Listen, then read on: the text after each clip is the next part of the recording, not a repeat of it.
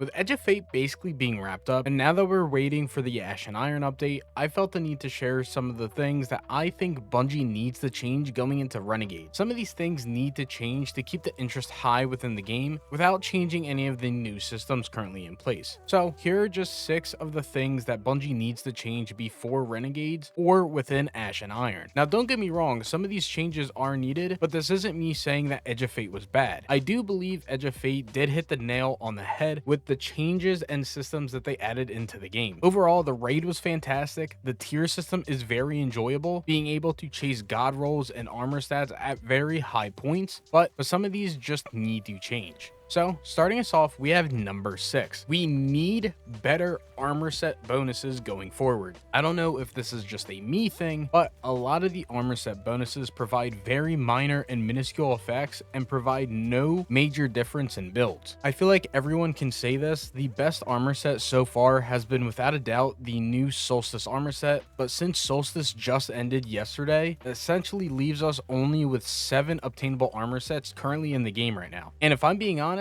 majority of them aren't really that great. What I think Bungie needs to do is take a page out of the Division 2. Division 2 is the only game that I have played within the most recent time that have very good armor sets and actually benefit the player to use them. For example, there is one armor set in Division 2 that is called Striker's Battle Gear, which gives you a bonus at 2, 3, and 4 pieces of armor, and at max pieces, it reads weapon hits increase total weapon damage by 0.65%, stacking up to 100 times. 1 stack is lost per second between 0 and 50, and then 2 stacks is lost per second between 51 and 100. Obviously, if they ever wanted to implement this, they'd have to tone it back to be much more realistic. But if they could do something along these lines, it would make it very easy to end up making DPS builds, Grenader builds, things like that, just so it gives some added benefits to actually running those armor sets. Now, let's move into number 5, and let's make trials rewarding again. Now, don't get me wrong, I am not the hugest fan of the state of PvP right now, but I cannot lie to you when I do say I do enjoy playing the occasional trials here and there to get tier 5s. But the one thing I have noticed is after going flawless, there really isn't a reason to continue playing. So instead of continuing this going flawless once, make it so people can go flawless more than once and gain increasing amount of rewards. For all of the endgame PvE players, we always have something that is essentially top tier. We currently have Desert Perpetual being able to have 5 feats on it, which essentially makes it one of the hardest things within the game right now. We do also have Master Dungeons, but currently dungeons don't really matter that much right now. But if we can do these multiple times, I feel like PvP should have the same exact ability to do so. Being able to only go flawless once is very lackluster, and it kind of makes it pointless to even play trials to begin with. Now, talking about the raids and the dungeons, in number 4, we actually have bring back the raid and dungeon rotator. Now,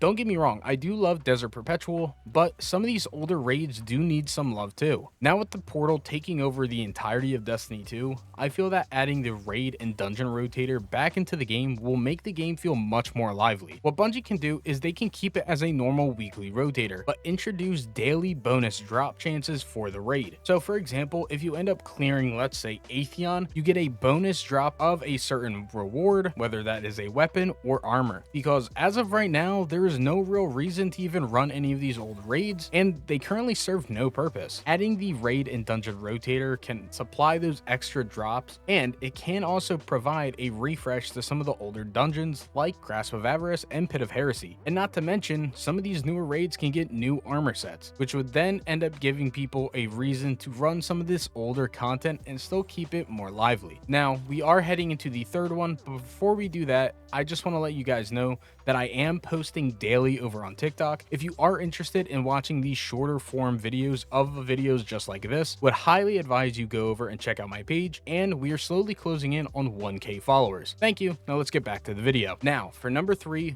we need more vault space. With us having multiple drops of both tier 4s and tier 5s now, we are starting to lack vault space, and it's extremely rough as of recent to keep my vault clear without weighing out what I should delete versus what I should keep. So Currently, my proposal is take inspiration from D1. Separate the armor and the weapons, so instead of having 700 total vault spaces, give us 1400, splitting them up in both 700 armor spaces and 700 weapon spaces. This will be very beneficial because it can help us in organization, and we won't have to figure out whether or not we want to dismantle a weapon or if we have to dismantle some armor. Alright, now we are moving into the final two, so let's move into the second to the last on this list. We need a way to earn materials quicker. Recently, the amount of materials needed to upgrade these tier 4s and tier 5s have basically made me broke over the last month. So giving us a more efficient way to earn some of these materials again would be very nice. Previously, back during the episodes, we had Grandmaster Nightfalls, so we need something somewhat similar to that to earn them. I would love to have something similar to like the old potion system back with Episode Revenant, but maybe instead of doing something with potions, maybe turn it into a ghost mod where after you clear an activity, you have a small chance to obtain the material that you are looking for. And now lastly on the list, we have the final thing that Bungie needs to change,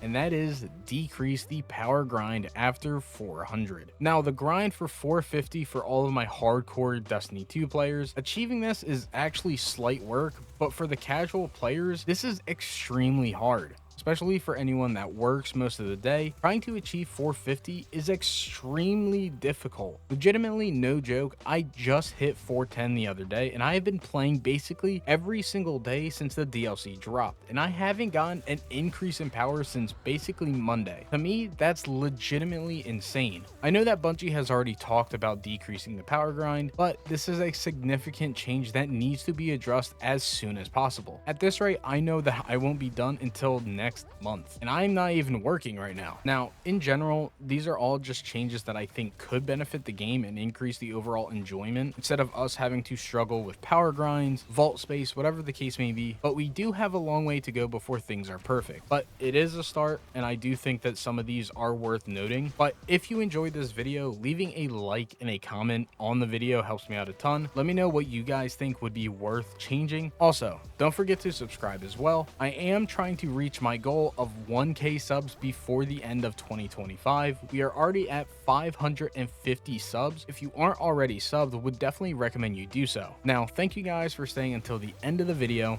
My name is Johnson, and I will catch you guys in the next video. Peace.